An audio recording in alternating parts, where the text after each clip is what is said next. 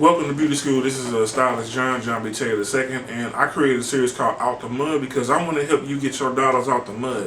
What does out the mud mean? Out the mud means to create something from nothing. And when you create something from nothing, that means that you have an idea and you take that idea from the spiritual world into the physical world. And I want to help you birth your spiritual ideas into the world and become very successful from it. Okay? So I want to help push you into becoming an out of the mud entrepreneur. What does it mean to be out of the mud? Okay, imagine being in poverty and wanting to climb out of poverty and only having dirt in front of you. But there's water right next to the dirt, and you take the water and pour it on the dirt, and you can mold the dirt into whatever you want it to be. You can take dirt and you can make clay. You can make clay and make clay pots. You can make bricks. You can make a lot of items from clay. So the terminology from getting things out of the mud is basically saying how we was formed and shaped from the dirt of the ground. God literally formed us from the dirt of the ground and gene spliced us and created us as the first living soul when he blew life into us. So if the God that created us is creative, that means we should be creative too. The first thing that you should develop in your mindset as an individual that's getting out of the mud is having a yes I can attitude. You have to drown out anybody whose voice that says you can't do something, because you got to have faith and you got to have confidence to get it out of the mud. You're going to try and take risk in different things that your brain says to create that's not out here and other people aren't conditioned to. And so what we're doing by creating something out of the mud is we're creating something that nobody has ever seen before, nobody has ever heard before. And anytime that something new is created, there are people that automatically turn their nose up against it because they don't know it, they've never seen it before. But what's going to set you apart is when something has never been seen before and an individual looks at it and they start either wanting to wear it, they start either wanting to use it, or they start wanting to duplicate it. That's how you know you have something of value.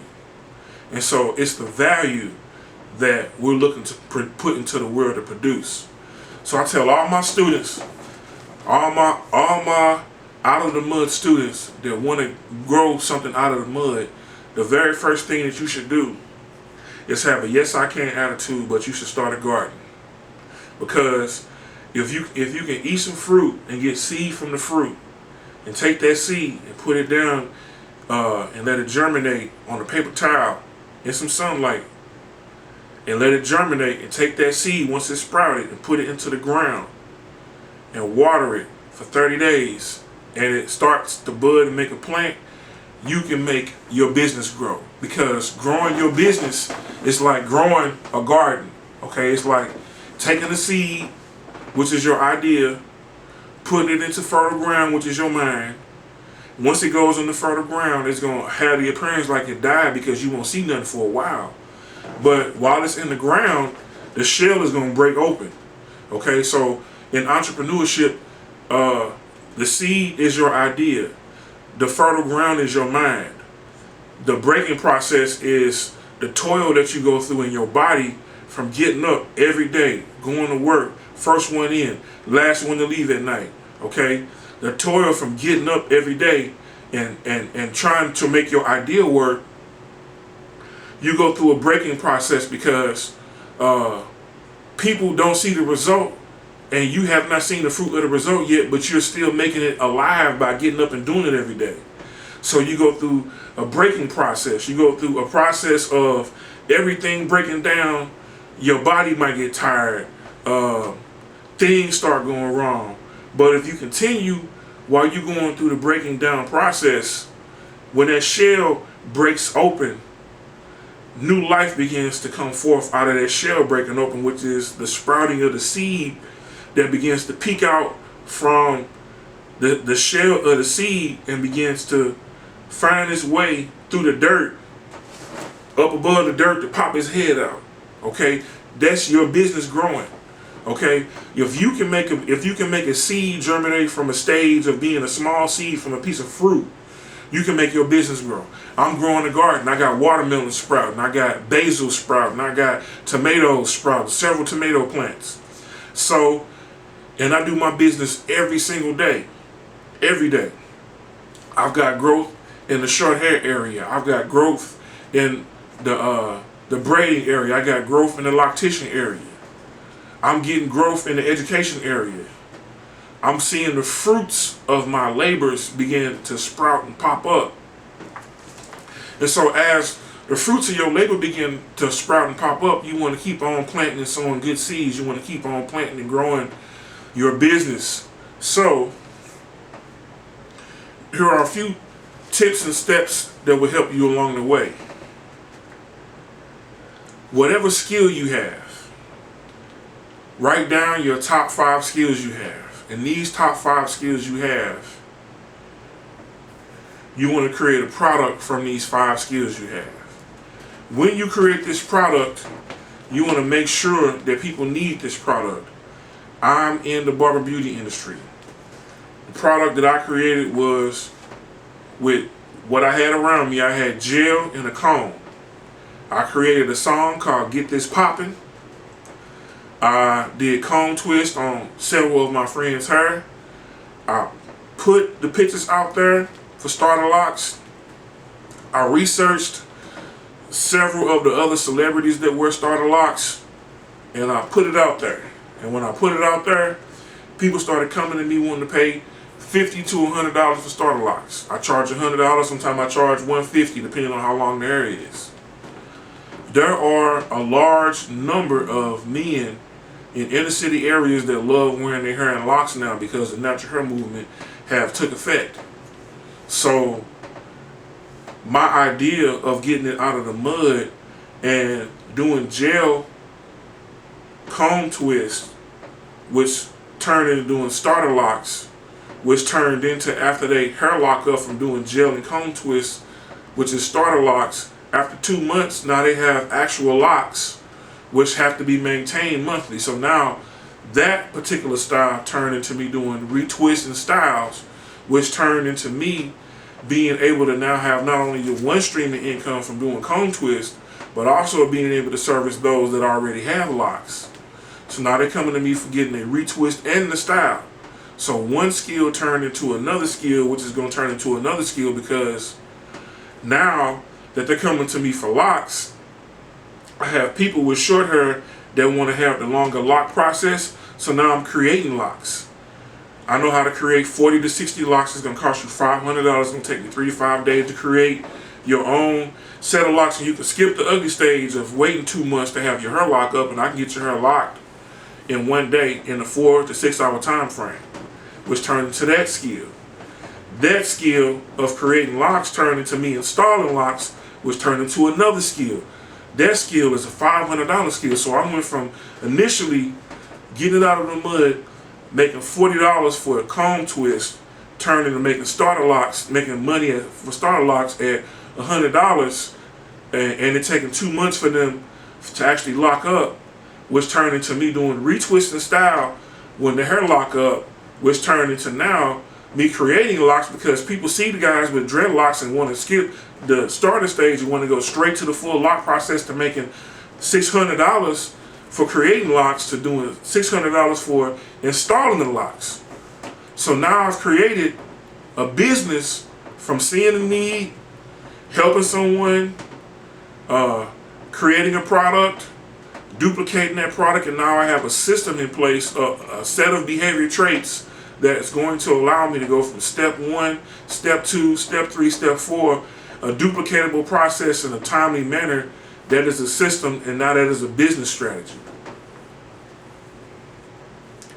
So from doing lock extensions, I can also do braids. Doing 2-strand twisted French braids on men that want to wear their hair long down or want their hair they wear straight back. Doing 2-strand twisted French braids on men, now turned into me being able to do fresh braids on women, because women like wearing their hair braided down when they get a wig installed. Now I can do braid downs for wig installs. I can do feed-in braids to women that play basketball. So now my target market has opened up. The women that wear wigs, there are a lot of dancers that wear wigs. There are a lot of entertainers that wear wigs. There are a lot of moms that are housewives and that work jobs that wear wigs. Now there's a large surplus of young ladies that's in elementary school and high school that now want to wear lace front wigs. So now the business is plentiful, which turn into sew hits. Because now women that wear wigs, they like the wig look, but now their natural hair is growing, so now they want to go for a look with their natural hair and some bundles. That's where sewing comes in at. So now I went from doing gel and comb twists with a comb for $40 to doing starter locks for $100 with the same gel and comb, to doing retwist and style once the hair is locked up to maintain the look, making $150, to going from $150 to creating lock extensions for $500, from doing the lock extensions for $500 to now installing the lock extensions in someone's hair. They want to skip the early stage and go straight to the lock process of a year, to braiding down her and doing 2-string twist and French braids on fellas, to doing fresh braid and 2-string twist on women, which turned into doing wigs, which turned into doing sew-ins. I'm just saying, like, your ideas will begin to overflow. One idea will lead you to another idea, which will lead you to another idea, and it's an entire process. And so what I want to encourage you in is allow yourself to go through the process. Allow yourself to feel the pain, to understand the lesson, and go straight through the process, because once you go through the process and you get to the end of the process, you're going to have a very large skill set, and you're going to be a finished work in business, in your personal life, and in your spiritual life. So, I created a product, I saw a need that people have, and I sold it to them. When I started selling the product to people, there's two different types of people. There's people that want to use the product and people that want to wear the product. I like both types. People that want to use the product are people that want to increase their beard hairs. They want their hair to grow, so now they're using my hair growth oil, they're using my beard oil in order to enhance the quality of their beard, to enhance the quality of their hair.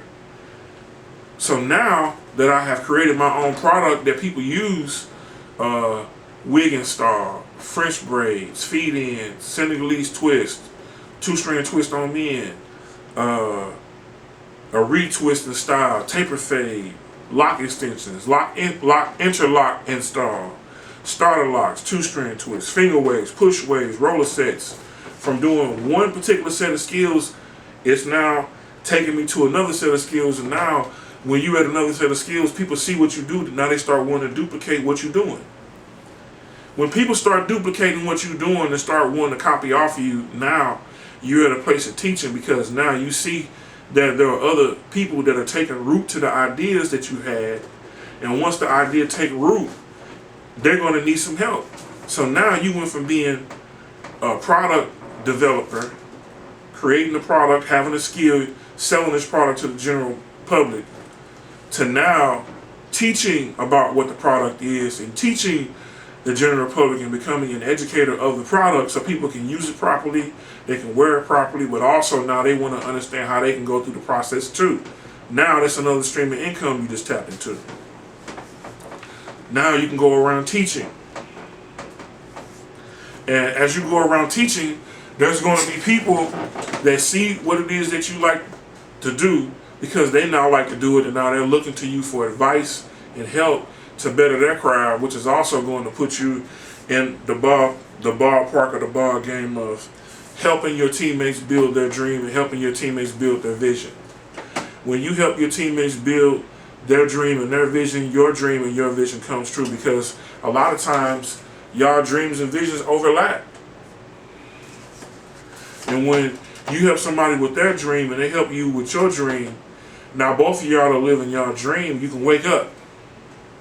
And when you wake up and have an awakening, that means your dreams have came true. I'm StylistJohn, also known as John B. Taylor II. I believe you can. I know you can. So I always say, yes, I can. Adversity may come your way, but yes, you can get through it. I always say, yes, I can. This is StylistJohn with tips to help you get it out the mud. Be on the lookout for the song, the audio book, and the ebook.